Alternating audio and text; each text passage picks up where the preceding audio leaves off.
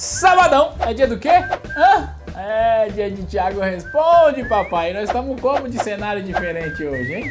Vou nem te contar onde eu tô, porque é um cenário provisório. Semana que vem eu não vou estar aqui, então vambora, de responder as perguntas. Lucão, seguinte, vou colocar aqui... pra quem não sabe, o Lucão é nosso editor. Vou colocando aqui as perguntas e aí você coloca os memes, beleza? Eu tenho vergonha de falar isso. Eu não suporto mais. Primeira pergunta foi inclusive do Lucas aqui, ó. @lucas.b_.btz. Enxerga um futuro onde os bancos trabalham com criptos? Claro. Eu sou igual aquele menininho lá. Coloca o meme do menino que fala assim, ó. É claro. Bom, brincadeiras à parte, sim, eu enxergo esse futuro. Aliás, não sou eu quem enxerga esse futuro, tá? Tem uma matéria que saiu na Exame essa semana, inclusive eu postei lá no nosso Instagram.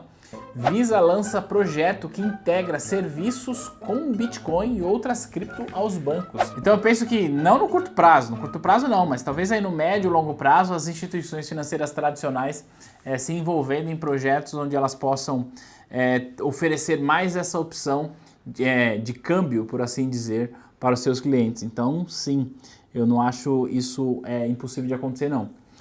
Depois tem a pergunta da @linehribeiro_. E ela pergunta, uma pergunta interessante, ó. Se quando eu recebo dividendos é descontado da minha ação, qual é a vantagem de receber dividendo? A vantagem de receber dividendo é porque você tem um fluxo de caixa, Aline. Basicamente é isso. E é natural que o valor do dividendo seja descontado da ação. Tem de ser assim.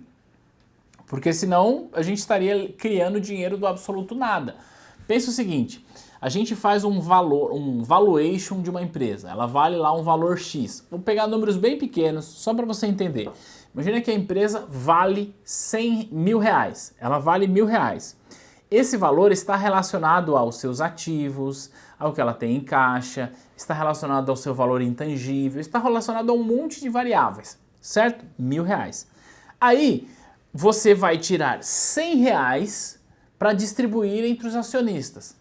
Ora, seria razoável, depois que eu tirei dinheiro da companhia, seria razoável esperar que ela valesse a mesma coisa, que ela continuasse valendo os R$1.000? Não, né? Não é razoável que isso aconteça, porque senão, é uma fábrica de fazer dinheiro isso aqui. Então é natural que o valor do dividendo seja descontado do valor da ação. A vantagem que você tem é justamente dessa antecipação de fluxo de caixa que você tem. O que a gente acaba observando, embora não seja uma prática, mas o que a gente acaba observando é que boas empresas, elas acabam recuperando esse desconto nos próximos dias aí, em função de demanda, em função de negociação, tá? Mas é natural que isso aconteça. Depois tem a pergunta natural e vantajoso, porque você tem antecipação, beleza? Então respondendo a sua dúvida é essa. Depois tem a pergunta da Gabriela Salles, com 2 L's. Sou historiadora. Querendo novas oportunidades. O mercado financeiro pode ser para mim? Sim, pode ser para você, e o mercado financeiro pode ser para qualquer pessoa que queira atuar nesse mercado financeiro, graças a uma coisa chamada certificação. Veja, não existe uma graduação para você trabalhar no mercado financeiro. Então você disse, Gabriela, que você é historiadora. Para você ser historiadora, obrigatoriamente você precisou se formar ali em história e se especializar nisso, certo? Se você quer ser médico, você precisa fazer medicina. Se você quer ser advogado, obrigatoriamente você tem de ser formado em direito. Para você trabalhar no mercado financeiro, você não tem nenhuma graduação que seja, graduação de mercado financeiro. Não existe. Portanto, qualquer que seja a sua formação e qualquer que seja o seu background, ele pode e ele é sempre muito bem aceito no mercado financeiro. O que acontece, Gabriela, é que você terá de fazer alguns testes de nivelamento para comprovar o seu conhecimento naquele assunto. E esses testes de nivelamento nada mais são do que as certificações. Então sim, se você tirar as certificações adequadas para as vagas que você quer concorrer, sim, o mercado pode ser para você, tá bom? Depois tem a Capela Ridea. Qual a sua opinião sobre o cargo de gerente administrativo das agências? Minha opinião é que esse cargo, mais cedo ou mais tarde, vai acabar. Não dá pra gente lutar contra isso. A tecnologia vem substituindo muitos trabalhos, e que bom que vem substituindo esses trabalhos, porque assim libera os profissionais para fazer coisas mais produtivas. E veja bem, eu não estou aqui fazendo nenhum demérito a quem trabalha no caixa, por exemplo. Mas toda a função do caixa a gente pode fazer aqui pelo celular. Então, O que acontece é que com isso a gente ganha eficiência, ganha produtividade e assim a gente aumenta a nossa demanda por profissionais na área de negócios, por exemplo. Não à toa, se a gente olhar, mesmo com o crescimento da tecnologia, mesmo com a diminuição dos caixas, por exemplo, que a gente está vendo nas agências, mesmo com o fechamento de algumas agências, a gente está vendo uma demanda muito maior pelo mercado por profissionais na área de negócios. Então, gerente de negócio, assessor de investimentos, o próprio Banco Itaú anunciou que em 2021 quer contratar 3.200 especialistas em investimentos. Tomara que esses especialistas saiam, por exemplo, de áreas operacionais, como o caixa, como o supervisor, como o gerente administrativo. Só que para isso acontecer, esses profissionais precisam se qualificar para estas áreas. Eu não vejo muito futuro na área operacional de uma agência, mas eu vejo muito futuro no mercado financeiro em outras áreas que estão crescendo graças, inclusive, à tecnologia. Beleza? E por último, a pergunta da Paola Miranda. Ela pergunta assim, ó, por que os investimentos atrelados à inflação estão tão negativos? Boa pergunta, Paola. Seguinte, quando a gente está falando de investimento atrelado à inflação, a gente tem de ter em mente que esse investimento ele tem dois componentes de remuneração. O primeiro componente é a inflação, a qual ele se refere, ou IPCA, ou IGPM. E o segundo componente é uma taxa de juros, tá? Pré-fixada ali no momento da contratação, beleza? Por quê? Ninguém vai investir em um produto que ele promete pagar apenas a variação da inflação. A gente sempre vai buscar ganhar mais do que a inflação. Por isso que todo produto de investimento que é atrelado à inflação tem como indexador a inflação mais uma taxa de juros. Tudo bem até aqui?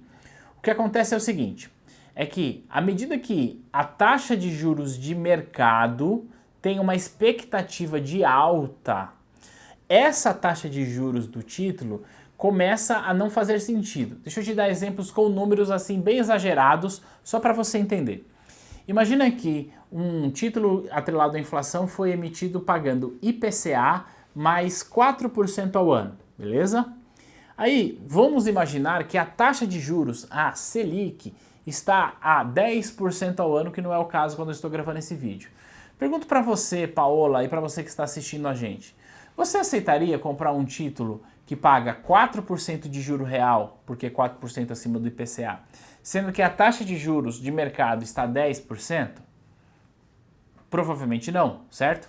Então o que eu quero dizer é o seguinte, que aquele 4% da emissão do título passa a não fazer sentido. Os investidores começam a exigir um prêmio maior nesse título. E se essa taxa precisa aumentar, essa taxa adicional ao IPCA do título, o que acontece é que o preço do título cai, porque é assim que ele vai compensar o rendimento. Inclusive é o que a gente fala que o preço do título ele tem uma relação inversa à taxa de juros. Quando a taxa de juros sobe, o preço cai. Então, não é simplesmente o fato da taxa subir, tá? Mas a expectativa de alta de taxa de juros de longo prazo já derruba o preço dos títulos indexados à inflação, porque o mercado já está precificando essa eventual elevação. Então, no dia que eu estou gravando esse vídeo, a Selic ainda está a 2%. Imagino que nas próximas reuniões ela deve começar a subir. Então, por que a gente tem essa expectativa de taxa de juros de longo prazo? Importante reforçar aqui, fazer um parênteses. Sempre quando a gente está falando de Selic, a gente está falando de taxa curta, de taxa de longo prazo. De curto prazo, melhor dizendo, taxa curta. E o mercado, com base na taxa curta, projeta uma taxa de longo prazo. E se eu tenho uma expectativa de alta na taxa de longo prazo, o que na prática acontece é que eu preciso pagar mais pelo título, então aquele IPCA mais 4 que eu dei de exemplo não faz sentido, eu preciso pagar, por exemplo, IPCA mais 7, mais 8, dependendo dali da variação. E para eu fazer isso, como que eu faço? O preço do meu título é marcado para baixo, porque eu compro ele mais barato para ter esse rendimento.